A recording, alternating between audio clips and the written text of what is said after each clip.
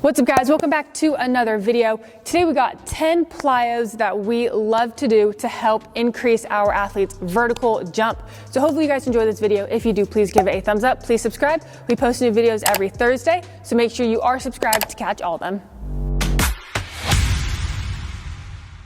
All right, our first exercise, we're going running hurdle hops.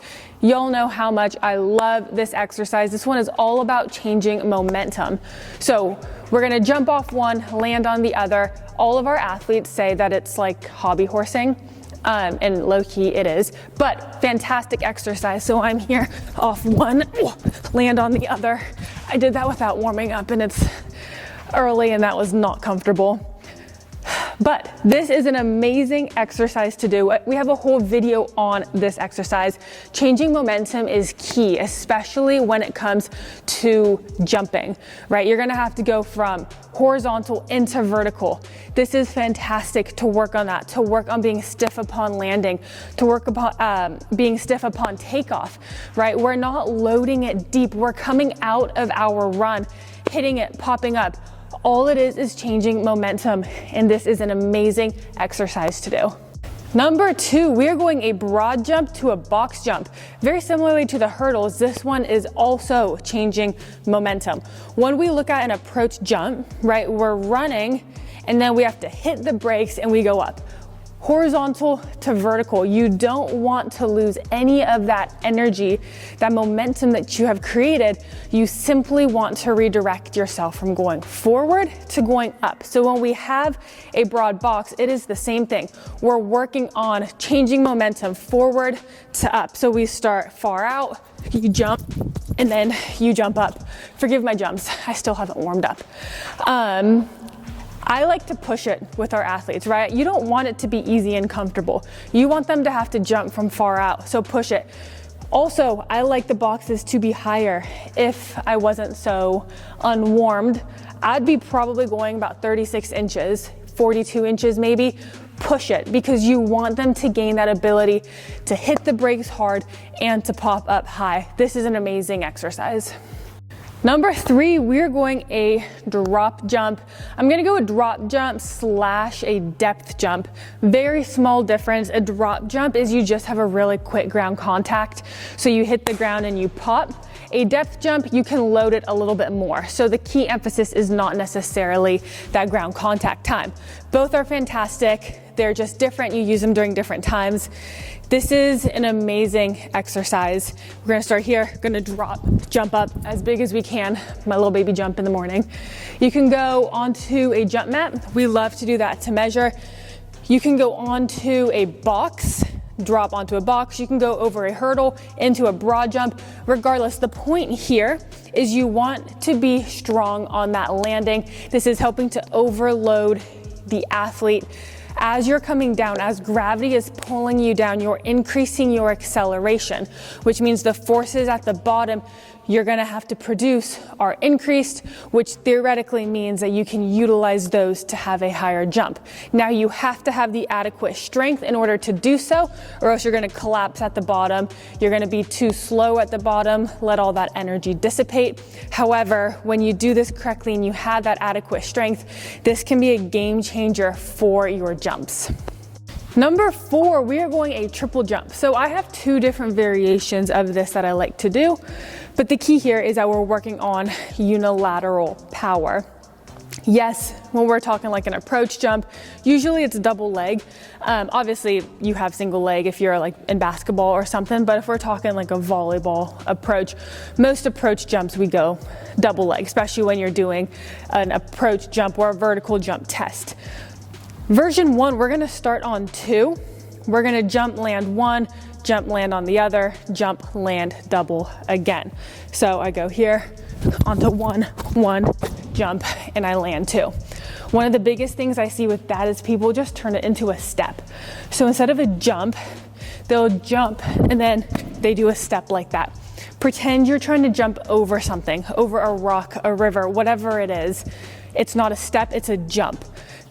The other version is we're gonna start on one. We're gonna go other leg here, and then once again, we land two. This one's awesome. I love this one. I know we're talking jumping, but I love doing this one for acceleration as well. The whole point is, can we produce really high levels of force at really high speeds so we can withstand forces acting upon the body, and we can exert force into the ground to be able to pop up. All right, next up we have hurdle jumps. Yes, I know, more hurdles. I love me some hurdles. We're going just a regular hurdle, double leg, just hopping over. Emphasis here is a quick ground contact time. I don't want to collapse. I don't want to get stuck on the ground. I don't want to be slow. So I'm going up, pop, just like that. Very simple. I like going big, little. You can go all big. Like I said, the point is to be quick off the ground, to pop, to work on utilizing stored energy, get really, really springy. When we mix our springs with our strength, we get a really good jumping product. Hurdles, one of the best things you can do. If I have to pick one exercise, I'm hard pressed to just pick hurdles, right? You got that acceleration from the land, whereas when we land on a box, you don't really get that acceleration. So you get the acceleration, that overload of force. You have to be stiff, you have to pop. You can hit it bent knee, you can hit it straight leg. So many variations, single leg. So I always recommend, if you have one thing, make sure you're doing hurdles. All right, another one. This one is not technically a plyometric. It's going to be more of a jump. And we're going deep tier split stance jumps, split squat jumps, whatever you want to call them. We're getting real deep and we're working in this range of motion right here. So it's not a plyo because I'm not off the ground fast enough. All I'm working on is that deep tier. Now this is fantastic to work on yielding force, right? As we're hitting our approach jump, we have to produce force to stop ourselves that way and to go up. I'm not necessarily stopping in the sense of a pure stop. As I mentioned earlier, it's more of a change of momentum. But there is that braking phase where I'm stopping going forward and propelling myself up. And when we work on these deep positions, we're working on that ability to yield force, to get strong in these positions. Everybody has a different jumping angle. Some jump high, some jump very low. And if all we're working on is, let's say, hurdles, for example, or a drop jump where I have that stiffer, like that less knee bend, I'm never gonna work in that deep position.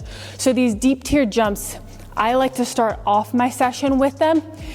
For more like springier athletes, more like tendony elastic athletes, these can sometimes be very difficult. But if you're working with a muscular based athlete, these are going to be fantastic for them to work on their jump and their ability to get in these positions. So I think all athletes should do them, but just so you guys know. One of my absolute favorites for coordination is going to be a double leg alternating box jump. So you hear me mention coordination, and coordination is so important for jumping. We have to coordinate our lower body and our upper body, coordinate your feet, coordinate everything to work together at once, to self-organize at rapid rates without you thinking about it. So coordination when it comes to approach jumping, vertical jumping, is absolutely paramount. So for this exercise, I'm just gonna start with a small box. And the goal here is to make this exercise floaty. So we're off to land one and you just pop up right here. So I don't want to get stuck on the ground. I want it to look effortless. I want it to look like I'm jumping off of a trampoline. From like the ground is a trampoline. I can pop, I float, I hit, I'm coordinated. I don't want to get caught on the box one here, all awkward, stepping off. I don't want to be all over the place. Pop off, find your rhythm, find your coordination. The athletes with the best jumps have the best coordination, the best ability to self-organize. If you can't get it looking floaty, drop it down. The point of this isn't height. The point of this is how easy can it look? So start small, then you can go up from there. But don't go up at the expense of how the movement is. All right, multiplanar plate hops. You hear me talk about this all the time. I love it. Up, down, over, up, down, over. Make sure you're landing in the same spot. We don't want to be all over the place. I don't want to be here, here, here, not able to get over. Foot and ankle strength is key. You're only as strong as your weakest link. If your feet and your ankles can't handle it, can't produce force, can't withstand force, never gonna happen. This is a great way to warm up, to get your Achilles really springy, to work your feet. I love this exercise. Y'all know that by now. Make sure you're doing these.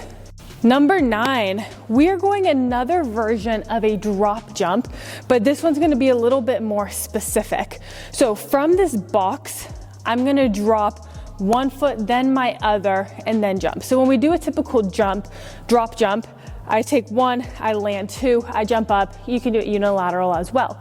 But if we want to make it a little bit more specific, and I'm just going to pause and preface that by saying for younger athletes and newly trained athletes, don't worry about this.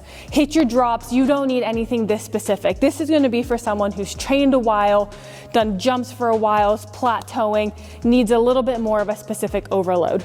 But we're going to hit it much more similarly to our jump. So we're going to, in a sense, push ourselves off. Push off, 1, 2, and then I jump up. So I love this exercise because you get that horizontal push, just like you do with an approach jump. You get that push, you have to stop yourself, and you have to be able to produce force up. Your foot placement is much more similar to that of an approach jump. And when we do have that drop, that's gonna help overload the movement because we're increasing acceleration, which means we're increasing force, which means we're increasing the force we have to produce to change our momentum. If you want to go up a level, you can always take a couple steps onto it and then go, right? So like here, bigger push, and then you go with it. You can get like a step, so you actually run on the ground, step on, and then drop off. Lots of different variations. I'll give you a demo for what I just explained because my explanation was terrible. But so if you run, boom, right there, just a quick little step, pop, something just to increase that. This is all great to do. Last one, of course, to improve your jump, your approach jump, you have to do an approach jump. Very simple. If you have a stick, you can just run, practice jumping. If you got a mat like we do, we use plyo mat. Practice the coordination, practice the timing. In order to get better at jumping, you have to work on the jump itself. Not all the time, but just work on the movement pattern.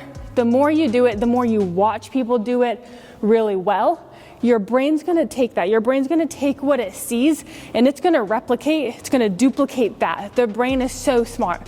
Watch people who are good at jumping, practice your jump. Doesn't always have to be a max effort. You can even do like a low rim dunk day or a low net volleyball day, right? Where you're just working on sub-max jumps, but the patterning of it.